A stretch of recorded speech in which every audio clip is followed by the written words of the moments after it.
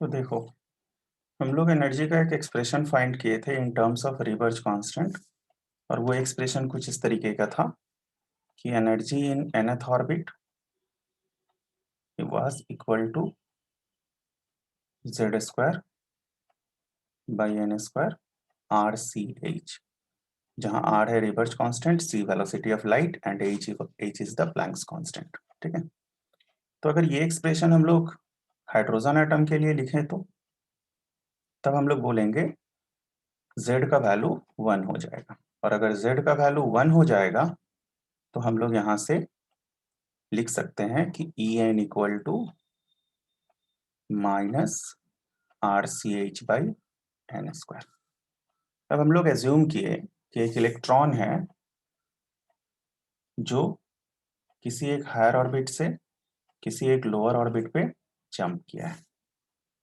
तो सपोज करो इलेक्ट्रॉन पहले जहां था यहां था, इसको हम लोग बोलेंगे nith orbit, I for initial, और वहां से फाइनली यहां जंप किया है इसलिए इसको बोलेंगे nfth ऑर्बिट, यानी orbit number nf, f for final. तो एक इनिशियल ni ऑर्बिट से फाइनल nf ऑर्बिट पे जंप किया है। तो हम लोग बोल सकते हैं कि when an electron jumps from nith orbit to nfth orbit, है ना, जहां पे ni ग्रेटर था nf से, यानी हायर ऑर्बिट था ni। तो when an electron jumps from this orbit to this orbit, comma, the energy released, ठीक है, जाहिर सी बात है एनर्जी कितना रिलीज होगा, जो पहले था उसमें से जो अब है उसको माइनस कर देंगे, क्योंकि हम लोग भी जानते हैं हायर ऑर्बिट्स में एनर्जी ज्यादा होता है। तो कितना रिलीज किया, जो था और अब जो है उसका डिफरेंस। तो ई एन आई इस फॉर्मूले से देखो तो ई एन आई को लिख सकते हैं minus R C H by N I का स्क्वायर। और सेकंड वाले फॉर्मूले से क्या लिख सकते हैं, minus of, again minus R C H by N F का स्क्वायर। ये माइनस ऑफ माइनस प्लस हो जाएगा और आर सी एच कॉमन आएगा।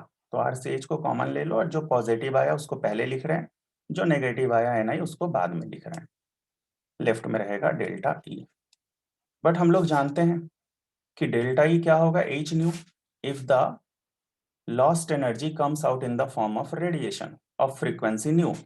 मान लो जो एनर्जी लॉस हुआ या एनर्जी जो रेडिएट हुआ उसका फ्रीक्वेंसी न्यू था, तो वो लाइट के फॉर्म में बाहर आया। तो अगर किसी का फ्रीक्वेंसी न्यू है तो एनर्जी कितना होगा, एच न्यू। तो एनर्जी कितना होगा, एच न्यू।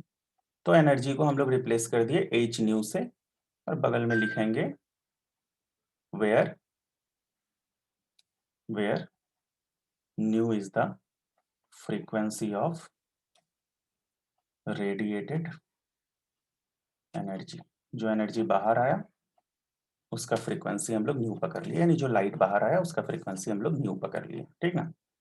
यानी यहां से यहां आने में जो एनर्जी बाहर आया वो लाइट के फॉर्म में आया और उसका फ्रीक्वेंसी न्यू था, तो कितना एनर्जी बाहर आएगा, एच न्यू। ठीक, तो डेल्टा ई को एच न्यू से रिप्लेस कर दिया। ठीक है, अब ऐसे केस में हम लोग एच एच बोथ साइड से कैंसिल हो जाएगा, देखो एक यहां से एक यहां से। तो न्यू इक्वल टू क्या होगा, R C 1/nf² minus 1/ni²। अच्छा, न्यू को लिख सकते हैं सी बाई लैम्डा, सब जानते हो, रीजन सबको पता है, since C is equal to nu lambda.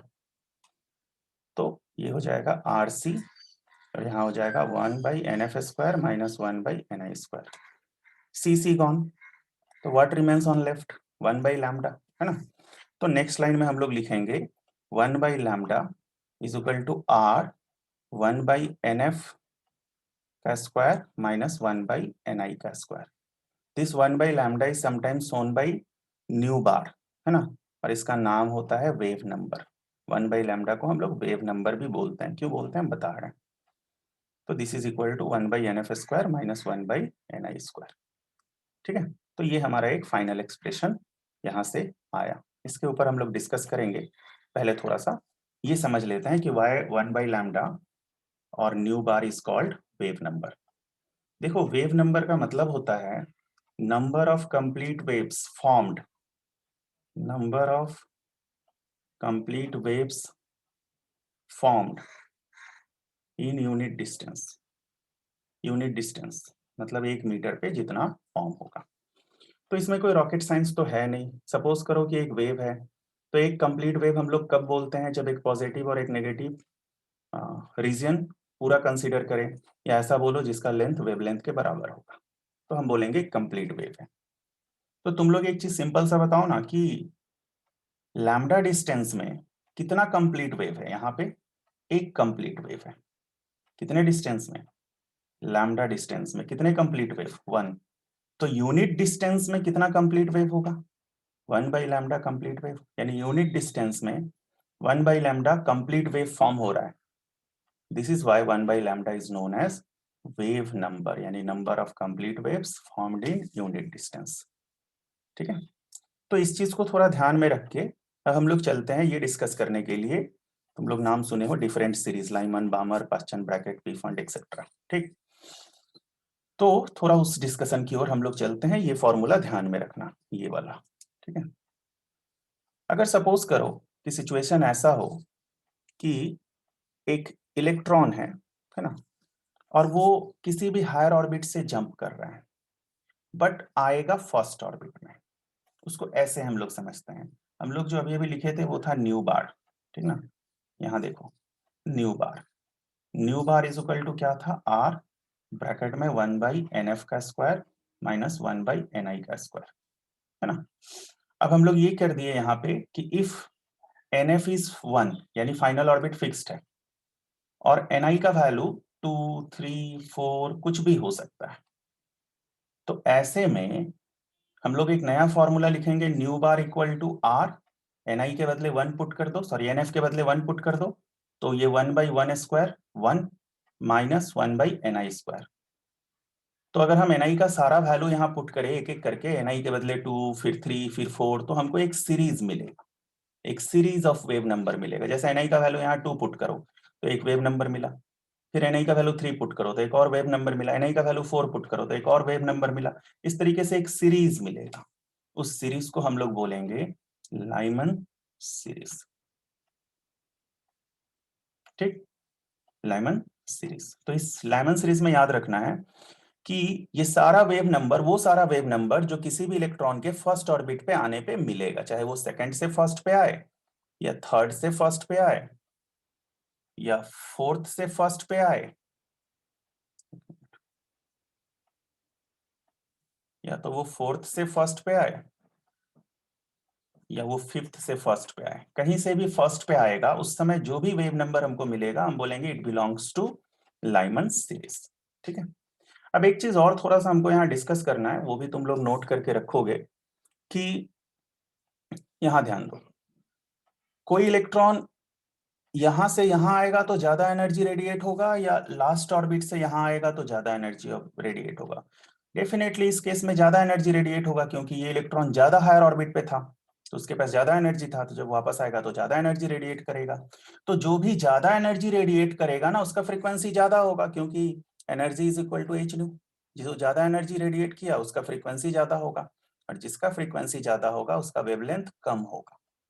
तो जितने हायर ऑर्बिट से लोग आएंगे, इलेक्ट्रॉन आएगा, उतना उसका वेवलेंथ कम होगा। तो इसका मतलब जो फर्स्ट वाला है उसका वेवलेंथ सबसे ज्यादा, और जो एकदम लास्ट वाला है उसका वेवलेंथ सबसे कम। ऐसा हम बोल सकते हैं कि जब हम ni का वैल्यू 2 चूज करेंगे, है ना, तो उसके लिए जो वेव नंबर आएगा उसको बोलेंगे first member of Lyman series. और जब हम ni का वैल्यू इंफिनिटी चूज करेंगे, उसके लिए जो वेव नंबर आएगा, ठीक ना, उसके लिए जो वेव नंबर आएगा उसको हम लोग बोलेंगे, सॉरी, जो फर्स्ट उसको बोलेंगे लास्ट मेंबर। तो तुम लोग बताओ फर्स्ट मेंबर या लास्ट मेंबर किसका वेवलेंथ ज्यादा होगा। तो याद रखना फर्स्ट मेंबर का वेवलेंथ मैक्सिमम होगा, और लास्ट मेंबर का वेवलेंथ मिनिमम होगा। अब मेंबर मतलब ni का डिफरेंट वैल्यूज पुट करो, एक जो सीरीज मिलेगा उस सीरीज का पहला टर्म बोलेंगे फर्स्ट मेंबर, और लास्ट टर्म बोलेंगे लास्ट मेंबर। ठीक ना, यानी अगर इलेक्ट्रॉन यहां से यहां जंप किया, तो वेवलेंथ मैक्सिमम, और अगर एकदम एक्सट्रीम एंड से यहाँ जंप किया, यानी एकदम आउटर मोस्ट ऑर्बिट से यहाँ जंप किया या इन्फिनिटी से यहाँ जंप किया, तो वेवलेंथ मिनिमम। तो याद रखना कि वेव नंबर का जो भी सीरीज मिलेगा, जैसे यहाँ था ना 1 - 1 / NI का स्क्वायर, तो मान लो NI का फर्स्ट वैल्यू पुट किए हम 2, तो यहाँ मिलेगा वेव नंबर, तुम लोग देख लो क्या मिलेगा। फर्स्ट पे आया सेकंड से, तो अगर 2 पुट करेंगे तो 1/4, 4 - 1 3/4, यानी 3/4 आर, ये फर्स्ट मेंबर का वेव नंबर है। ऐसे ही अगर फर्स्ट पे आया थर्ड से, तो यहाँ NI का वैल्यू 3 1/9, तो 8 R/9, ये सेकंड मेंबर हो गया, क्योंकि NI के सेकंड वैल्यू के लिए ये वैल्यू आया है। ऐसे करते करते करते जब NI का लास्ट वाला वैल्यू पुट करेंगे, उस समय जो वेव नंबर आएगा वो होगा लास्ट नंबर, लास्ट मेंबर। ये फर्स्ट मेंबर, ये सेकंड मेंबर, ये लास्ट मेंबर। तो फर्स्ट मेंबर का वेवलेंथ सबसे ज्यादा होता है और लास्ट मेंबर का वेवलेंथ सबसे कम होता है, क्योंकि एग्जाम में ऐसे नहीं देगा फर्स्ट और लास्ट मेंबर, बोलेगा find the maximum and minimum wavelength radiated in the process या इन द सीरीज। ठीक है, तो ये थोड़ा सा एक चीज याद रखना था हम लोगों को। ठीक, अब मान लो ऐसा ही सिचुएशन फिर से अराइज हुआ और बोला इस बार सारा जो इलेक्ट्रॉन आएगा वो सेकंड ऑर्बिट पे ही आएगा, फर्स्ट पे नहीं आना है, सेकंड ऑर्बिट पे।